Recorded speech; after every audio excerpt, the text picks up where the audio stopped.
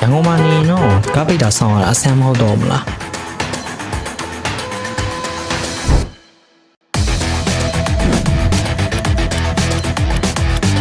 ဘယ်တော့မှတက်လီကားဆောင်းရတာလဲကြားတာပါပဲစီဖေးကိုတန်းစီဆောင်းရတာလဲကြားတာပါပဲ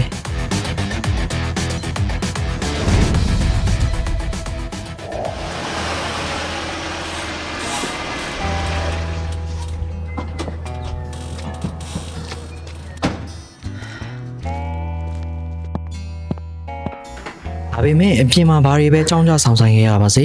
အိမ်ပြန်ရောက်လို့မဟာနဲ့တုံးလိုက်ရင်တော့ဘာမှစောင့်စရာမလိုတော့ဘူးเนาะ Okay ရုပ်ရှင်ပဲကြည်ဘာပဲလုပ်လို့မဟာနဲ့ရဲ့ high speed fiber internet ကြောင့်အဝိုင်းလေမှာစောင့်နေစရာလုံးဝမလိုပဲအဲ့ရကြည့်နိုင်ပြီလေမဟာနဲ့ကရန်ကုန်မြို့ရဲ့မြို့နယ်တော်တော်များများကိုတော့ဖြန့်ချက်ထားပြီးတော့တက်စင်ကအခမဲ့နဲ့ပါတက်စင်ပေးနေလို့အခုပဲမဟာနဲ့ချိတ်ဆက်လိုက်တော့เนาะအိမ်တိုင်းရဲ့စစ်ချယုံကြည်ရတဲ့မဟာနဲ့ fiber internet